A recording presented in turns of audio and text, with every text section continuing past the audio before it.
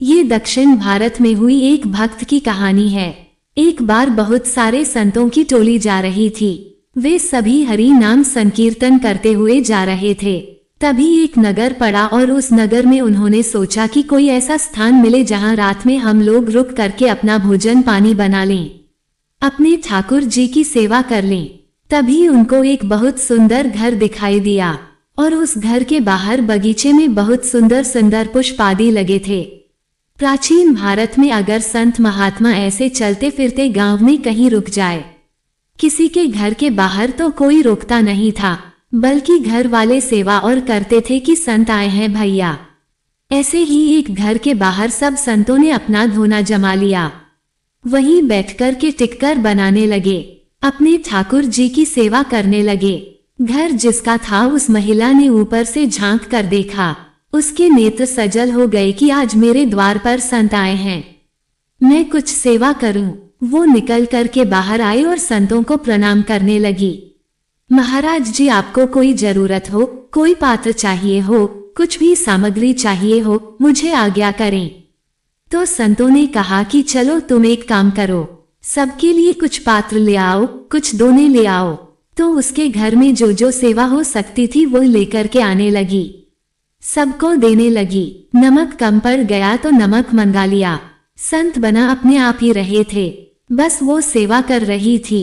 रात भर संतों का सत्संग चला, वो बैठकर के सुनती रही। सुबह सब संत बोले अब हम जाएंगे, अब हमारा समय आगे बढ़ने का है। वो दौड़ करके गई और कुछ दक्षिणा और कुछ सामग्रियां लाए और ला करके संतों के सम्मुख पधरा दिया। अब तो नहीं होता ऐसा, पर प्राचीन काल में संतों का ऐसा नियम होता था कि वे दक्षिणा लेने वाले से पूछते जरूर थे, ये दक्षिणा कमाने का जरिया क्या है? ये जो धन हमको दे रहे हो ये आता कैसे है? तुम्हारा काम क्या है? व्यापार क्या है?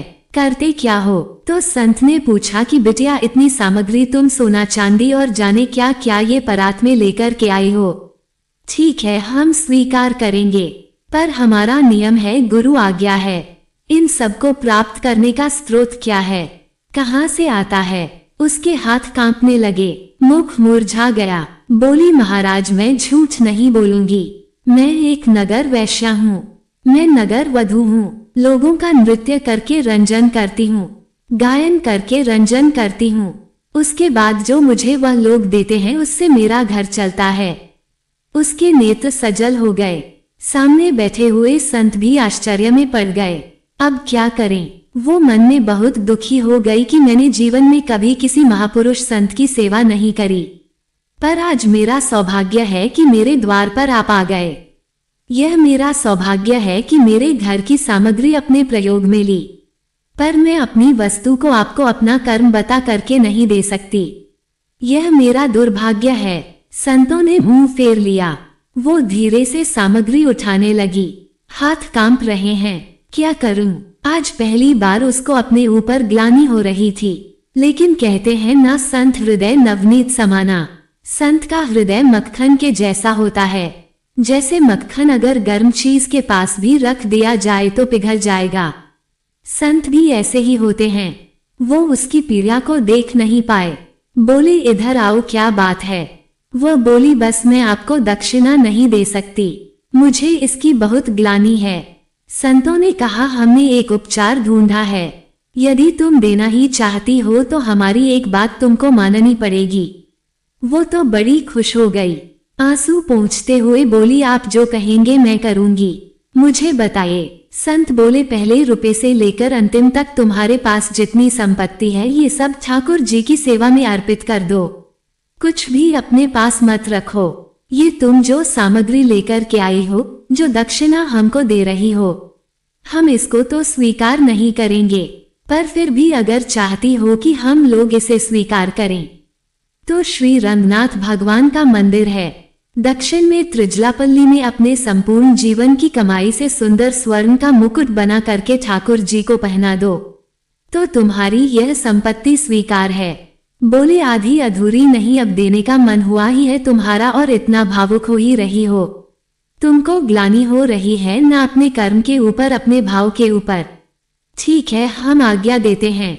इस ग्लानि का एक ही प्रायश्चित है, अपने जीवन की सारी संपत्ति ठाकुर जी के चरणों में अर्पित करके वैष्णव हो जाओ। अब अपने भोजन प्रसाद की चिंता मत करना, सब ठाकुर जी करेंगे, लेकिन अब जो कुछ भी है तुम्हारे पास सब अर्पित कर दो।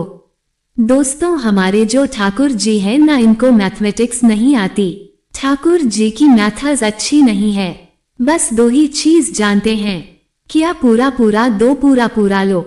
आप कहो ठाकुर जी से, यह मेरी कमाई है, इसमें से इतना बेटी का, इतना बेटे का, इतना पत्नी का, इतना मेरा, इतना परिवार का, और फिर जो बचा थोड़ा सा ये ठाकुर जी आपका। ठाकुर जी कहते हैं मेरी गणित बेकार है। ब्रज की भाषा में कहते हैं पुर दे दे पुर ले जा और कछु ना आवे मोहे। तो संत ने भी वही बात कह दी। बोले कि अब तुम एक काम करो, अपने जीवन की पूरी जमा पूंजी जो तुम्हारी संपत्ति है उससे मुकुट बनवा करके ठाकुर जी को अर्पित कर दो। उसके मन में किंचित भी भाव नहीं आया कि यह मैं कैसे कर सकती हूँ। उसको तो ये लगा कि मेरे द्वारा कोई सामग्री स्वीकार की जा रही है, यह मेरे लिए बहुत बड़ी सौभाग्य की बात है, और कुछ सामग्री नहीं, पूरी सामग्री स्वीकार की जा रही है। तुरंत वो बड़ी खुश होती हुई बोली, महाराज जी आप बताइए, जैसा आप बताएंगे वैसा मुकुट बनवाऊंगी। अब चर्चा होने लगी कैसे मुकुट बनाया जाएगा, कौन कौन सी मणियां लगाई जाएंगी। उसकी पूरी संपत्ति देखी गई, कितनी संपत्ति है, संपत्ति इतनी निकल करके आई कि सब हैरान रह गए। महाराज बोले इसका मुकुट बनवाओ। ठाकुर जी के अद्भुत मुकुट का निर्माण कार्य शुरू हुआ, और जब तक मुकुट निर्माण का कार्य चला तब तक साधु महात्मा कहीं नहीं गए। उसी घर के बाहर जहां बैठे थे वहीं बैठकर वो भजन कीर्तन करते रहे। वो महिला भी इतनी आनंद में कि मेरे संपूर्ण जीवन का जो कुछ भी था वह सब ले रहे हैं ठाकुर जी मुझसे, कुछ भी नहीं बचेगा मेरे पास। 50 दिन के बाद मुकुट तैयार हुआ और उसने पूरी संपत्ति, अपना घर भी बेच दिया, जमीन भी बेच दी, जो कुछ भी था सब बेच दिया, कुछ नहीं बचा, सिर्फ एक परात बची, उसमें मुकुट रखा था। और संत बोले अब इसको लेकर चलो। अब नाचते गाते हुए एक नगर वैश्या नगर वधू को बीच में लिए चारों तरफ संत नाचते गाते हुए उसको लेकर जा रहे थे। उस मुकुट को रंगनाथ मंदिर ठाकुर जी को अर्पित कराने के उस वैश्या के समर्पण को देखकर संत ने एक घोषणा और कर दी। बोले यह मुकुट कोई पुजारी नहीं पहनाएगा, कोई संत नहीं पहनाएगा, तुम खुद पहनाओगी ठाकुर जी को गर्भगृह में प्रवेश करके। बंधु, कई बार तन का शुद्ध होना बहुत आवश्यक नहीं होता है, पर अगर आपके विचारों में शुद्धता है ना, तो ठाकुर जी आपसे बहुत प्रसन्न होते हैं। कई लोग ऐसे होते हैं जो दिखते बहुत साफ सुथरे हैं, उनका एक बाल भी इधर उधर नहीं होता, पर कहीं ना कहीं मन दूषित होता है। आज वह वैश्या भले ही है, शरीर उसका अपवित्र है, पर उसका हृदय इतना पवित्र था। साधु ने कह दिया तुम ही मुकुट पहनाओगी ठाकुर जी को। मंदिर के सब पुजारियों में बातें बनने लगी। बोले महात्मा की बुद्धि खराब हो गई है, एक नगर वैश्या को लेकर के आ रहे हैं, और चलो ठीक है, उसकी संपत्ति से मुकुट बनवाया, ठाकुर जी को दे रहे हो, लेकिन इतना तो नहीं कहना चाहिए था कि वो जाकर के ठाकुर जी को पहना दे। लेकिन महात्मा इतने पहुंचे हुए थे कि उनको कोई मना नहीं कर पा रहा था। लेकिन दोस्तों, आप तो जानते ही हैं ठाकुर जी परीक्षा बहुत लेते हैं, इसलिए एक बात याद रखना, यदि ठाकुर जी के प्रति मन में प्रेम प्रकट हो जाए तो एक चीज के लिए तैयार रहना, परीक्षाएं बहुत होंगी। अपने संपूर्ण जीवन की कमाई लगाकर मुकुट बनवाकर अपना पूरा सर्वस्व ठाकुर जी को देने के लिए वह आज आ गई। लेकिन मंदिर के लोग भी उससे बहुत अप्रसन्न थे, लेकिन फिर भी उसको मन में लग रहा था ठाकुर जी बुला रहे हैं मुझको। लेकिन जैसे ही वह द्वार पर पहुंची और भीतर प्रवेश करने लगी, उसी समय रजस्वला हो गई, मासिक धर्म हो गया, और उसी समय वो घबरा गई। उसने तुरंत मुकुट का थाल नीचे रख दिया और पीछे खड़ी हो गई। महात्मा बोले क्या हुआ? वो अब बस रो रही थी, कुछ कह नहीं पा रही थी। महात्मा बोले हुआ क्या, तुम पीछे क्यों हट गई हो? वो बोली अब मैं अपवित्र स्थिति में हूँ, मैं नहीं जा सकती भीतर। महात्मा सोचने लगे इसका भाग्य कितना दुर्भाग्यपूर्ण है, जीवन भर नगर वैश्या बनकर रही, जो धन कमाया उसमें से संतों को देने का प्रयास किया तो हम ले नहीं सकते। दूसरा समाधान निकाला कि कुछ भी ना रखे, सब कुछ ठाकुर जी को दे दे। सब प्रकार का प्रयास कर लिया। इसको भीतर मंदिर में मुकुट पहनाने तक का अधिकार मिल गया था।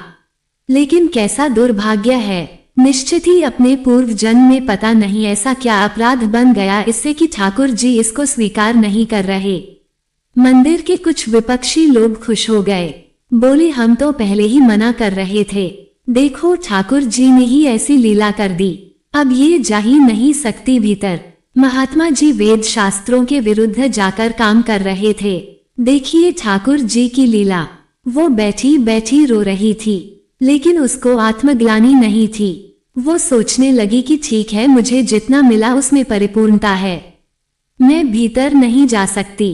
मेरे द्वारा अर्पित किया गया मुकुट मैं ठाकुर जी के मुख पर पहली बार नहीं देख पाऊंगी। दोस्तों, एक भाव होता है ना, कोई कुछ वस्तु देता है तो उसको लगता है कि पहला दर्शन मैं करूं, पर कोई बात नहीं। महात्मा थाल उठाए बोले अब तेरी तरफ से मैं जा रहा हूं। वो बोली जाए, आप मुझे बस इतना बता देना मुकुट ठाकुर जी के मुखमंडल पर कैसा लग रहा है। मुकुट पहनकर थोड़ी मुस्कान आई कि नहीं। महात्मा भीतर गए, उनके नेत्रों से अश्रुपात हो रहा था और वो अश्रु जल मुकुट पर गिर रहा था। वो बार बार कह रहे थे, ठाकुर जी आज आपकी भक्तवत्सलता कहाँ गई? आप परीक्षाएं लेते हैं, आपका स्वभाव है, पर इतनी क्यों लेते हैं? महात्मा ने भीतर प्रवेश किया।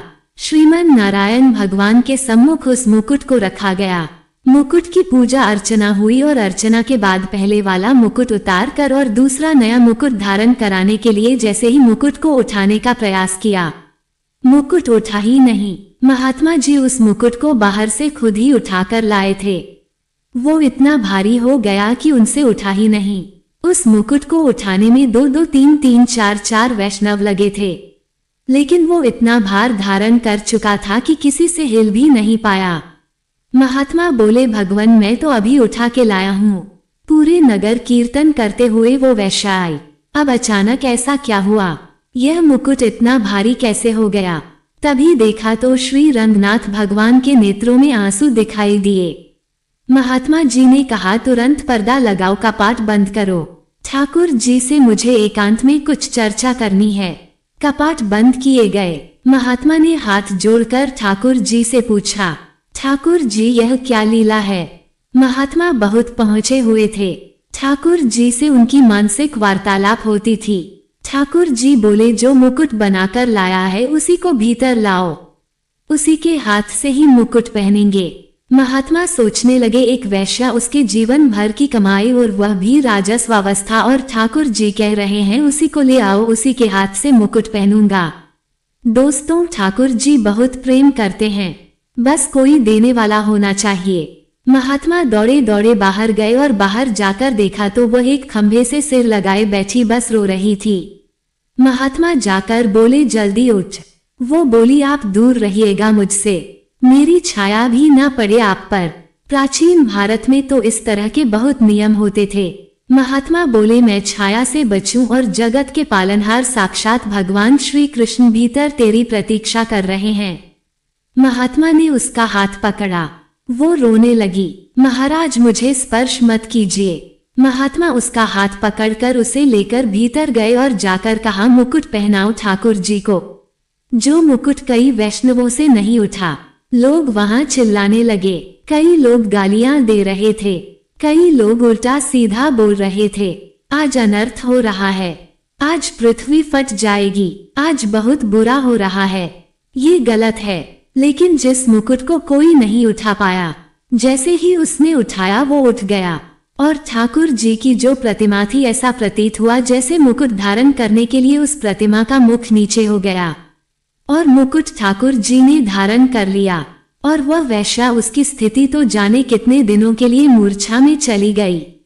वो मूर्छित हो गई और जब उसकी मूर्छा टूटी वो परम वैष्णव और कुछ दिन भगवत स्मरण करने के बाद भगवत धाम को प्राप्त हो गई।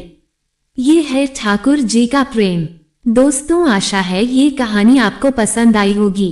अगर पसंद आई हो तो वीडियो को लाइक करके कमेंट में प्रेम से जय श्री कृष्णा जरूर लिखें।